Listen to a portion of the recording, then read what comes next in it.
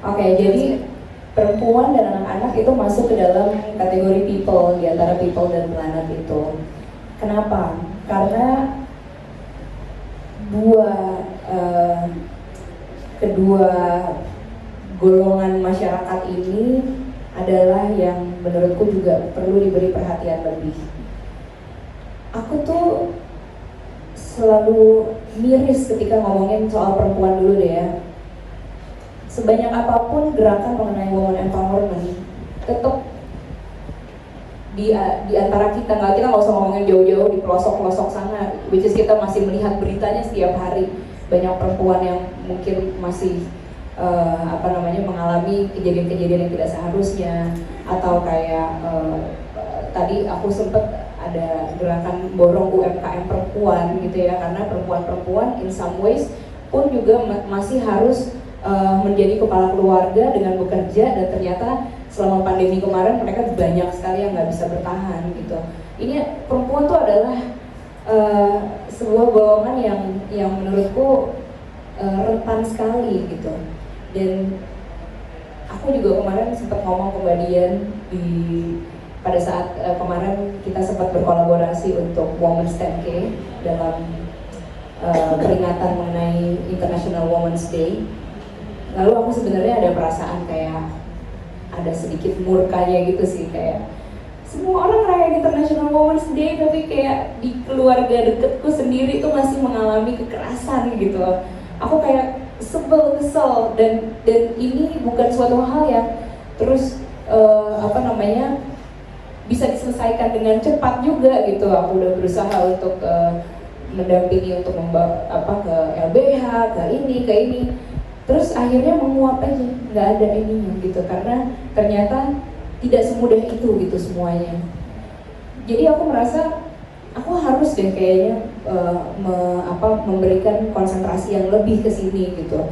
Paling enggak ada orang-orang yang bisa tertolong, ada yang bisa punya derajat lebih terangkat gitu karena gerakan-gerakan yang kita buat bersama gitu. Pun juga dengan anak-anak. Kalau tadi itu teman-teman lihat ada yang sanggar anak senja, tadi itu ada salah satu yang kayak korban penculikan, kemudian anak-anak yang lain di sekitar kita tuh juga masih banyak yang ditelantarkan sama orang tuanya dan yang lainnya gitu. Jadi ini adalah dua golongan yang paling rentan, sesimpel itu sih sebenarnya.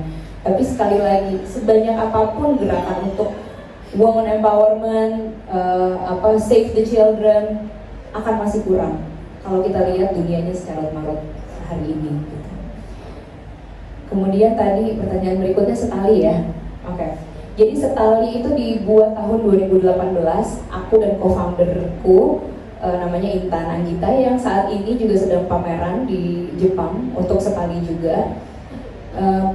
Sebenarnya ini didasari dari, nah ini seru ini, dari kecintaanku terhadap fashion, kecintaanku terhadap tekstil, gaya, style, busana dan yang lainnya. Dan pengetahuanku pada saat itu ternyata limbah fashion di seluruh dunia itu menduduki peringkat nomor 2 di seluruh dunia penyumbang limbah terbanyak.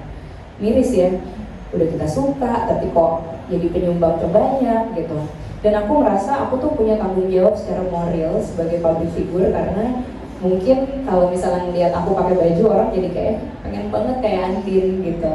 Padahal nggak tahu aja setiap aku nyanyi kan bajunya pinjem biasanya gitu ya. Kayak banyak hal-hal yang sebenarnya ingin aku suarakan tapi aku perlu platformnya gitu, maka aku buatlah Setali. Jadi Setali waktu awal-awal didirikan memang konsepnya itu kita menerima donasi pakaian yang masih layak pakai tapi sudah tidak terpakai gitu. Kemudian untuk kita olah kembali. Olah kembalinya bisa menjadi apa? Bisa dijual kembali hasilnya untuk donasi, bisa di recycle. Kemudian recycle tuh bisa di downcycle, dibuat menjadi kayak benang kembali, atau bisa jadi di upcycle, jadi dibuat menjadi bentuk yang baru. Kemudian bisa juga kita donasikan gitu, kayak kita kerjasama dengan beberapa panti asuhan atau kerjasama dengan bank sampah, itu juga kita lakukan juga gitu. Tapi along the way, karena Setali sekarang usianya juga sudah cukup matang, pada akhirnya kita dari yayasan itu berubah menjadi social enterprise, di mana kita juga selain kita mendevelop banyak hal baru sih. Jadi tidak hanya sekedar menerima donasi aja, tapi kita juga bekerja sama nih dengan beberapa volunteer misalnya, kemudian dengan beberapa ibu-ibu rusun, kemudian ada juga tukang permak keliling gitu. Jadi kita mencoba untuk memberdayakan orang-orang yang secara pekerjaan tuh sebenarnya mereka masih belum stabil gitu. Jadi masih lepasan banget. Nah di situ kita coba untuk berdayakan. Dan Setali juga menjadi hub juga sebenarnya sama dari misalnya kayak beberapa company yang ingin punya sumbangsih untuk lingkungan, kemudian Setali menjadi hub dengan menjadi penyambung antara ibu-ibu rusun misalnya dengan tukang permak keliling, dikolaborasikan dengan para volunteer, dengan para seniman yang ada di Setali, dengan sebuah perusahaan tersebut gitu kira-kira. Cukup jelas nggak Mbak? Aku ngomongnya lumayan muter-muter. Kenapa? Oh ya sehari-hari, iya sehari-hari juga. Jadi kalau ditanya pilar sustainable fashion tuh apa sih gitu. Nah ini juga sebuah hal yang cukup aku suarakan gitu di Setali, karena banyak sekarang orang-orang yang contoh yang kemarin sempat ketemu lah ada di satu event, terus sustainable fashion gitu, terus ternyata si CEO-nya tempat ini gitu terus ngomong ke aku, Din aku tuh sebenarnya pengen bikin emang sustainable fashion, makanya tadi bikin fashion show tadi dengan seorang desainer ternama. Cuman aku tuh ya kan soalnya sustainable fashion tuh emang harus pakai pewarna alami gitu kan, dia bilang gitu. Sebenarnya enggak juga Bu, emang gitu ya, aku tuh nggak tahu loh kalau misalnya bisa nggak kayak gitu. Nah ini juga yang aku tuh berusaha untuk sampaikan ke masyarakat, bahwa pilarnya sustainable fashion itu tuh ada beberapa.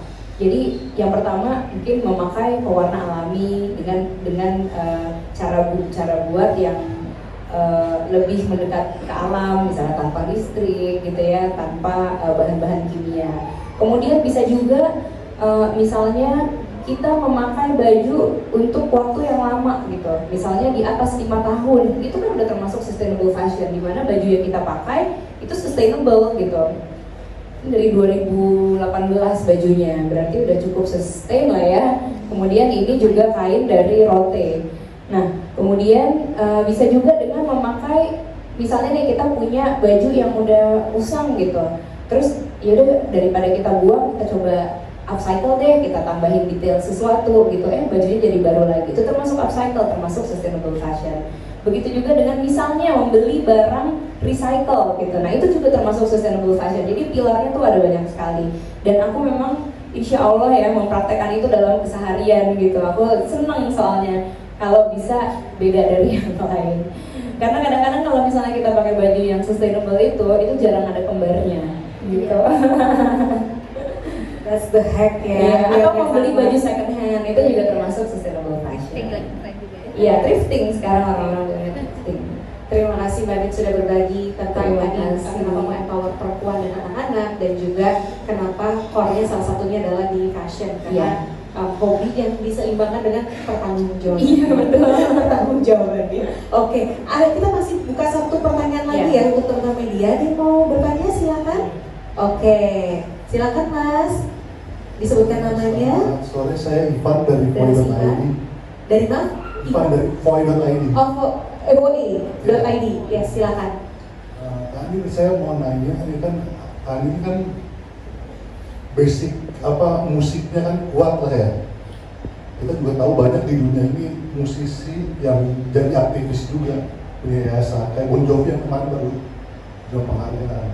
Nah, aku pengen nanya dengan Anin Aisyah Foundation ini, apakah ini bakal disiarkan juga, misalnya kalau Anin lagi konser, aku bakal dibawa juga, misalnya Anin Aisyah Foundation ini. Terus di karya-karyanya, karya-karya musiknya mungkin apakah nilainya bakal dibawa juga. Terus yang kedua sama Anin kan punya koneksinya luas lah di dunia musik ya. ada kemungkinan nggak Andin Aisyah Foundation ini kerjasama sama pelaku-pelaku musik? Misalnya bayanganku sih bisa nggak Andin Aisyah Foundation muncul di festival Java Jazz gitu atau pesta pora Synchronize untuk lebih memperkenalkan lagi ke orang-orang gitu. Sejujurnya Mas, terima kasih banyak loh buat idenya. Saya mau bilang hal yang sama juga. Makasih loh diperluas idenya. Mbak Pesta, ayo kita buat. Iya. Nah, ini ide yang kayak gini Mas, ini keren banget, thank you loh. Terima kasih. Tepuk tangan dulu dong, tepuk tangan dulu buat Masnya. Sejujurnya, aku belum mikir sampai sana. Aku belum mikir sampai apakah aku akan membawa ini ke konser atau enggak. Tapi aku sangat setuju bahwa, iya juga ya gitu, bahwa sebenarnya mungkin tadinya memang aku pisahkan gitu, oh ini dunia komersilku gitu, ini dunia sosialku gitu. Tapi benar juga bahwa sebenarnya tidak menutup kemungkinan juga ketika ini bisa menjadi luas lagi, dalam arti bisa mungkin gather donation lebih banyak lagi gitu, dengan orang-orang mungkin tahu lebih banyak, terus ada kolaborator lain lagi gitu, sehingga reach-nya bisa jadi lebih banyak. Itu hal yang menarik sekali. Ya, aku juga enggak sih kalau misalnya aku baru pas Masnya bilang tadi, kayak mungkin kan kalau kayak di luar negeri ada konser yang kayak Coachella. di Coachella kayak gitu ya. Iya. Nggak, misalnya kayak dulu yang kayak iya Live Aid itu, ya betul, Live Aid maksudnya. Ya ada konser-konser semacam Live Aid seperti itu menarik banget. Thank you so much idenya. Terima kasih. Ya gitu, jadi gua ngasih ide ya. Jadi biar nggak dikotak-kotakin ya, karena semuanya dunia kita kan seamless sebenarnya. Iya. Satu kesatuan. Iya. Oke, ini masih ada waktu satu pertanyaan lagi, kalau ada teman-teman media yang ingin bertanya dipersilakan. Kalau sudah tidak ada, mungkin kita kembali ke Mbak Nin. Ada statement apa to close this talk show yang ingin Mbak Nin sampaikan ke teman-teman media, supaya teman-teman media menyampaikan ke masyarakat yang lebih luas tentang pesan Andin Aisyah Foundation? Silakan. Iya, jadi sebenarnya Andin Aisyah Foundation ini bukan tanpa maksud. Logonya adalah hati, karena aku percaya bahwa semuanya tuh dilandasi dengan cinta dan kasih sayang. Jadi mungkin ketika kita bicara mengenai sebuah yayasan dan berbagi, kita bisa berbagi dengan berbagai macam cara gitu. Yang penting tuh adalah bagaimana kita bisa berbagi bahagia, berbagi cinta, berbagi kasih sayang untuk siapa saja yang membutuhkan.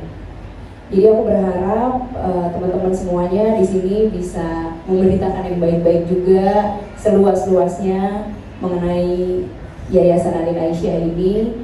Semoga, aku juga minta doanya, semoga ini bisa menjadi sebuah gerakan kebaikan yang sustainable, yang bisa memperbaiki hajat hidup orang banyak, memberikan terang, memberikan kebaikan dan kecerahan untuk generasi mendatang.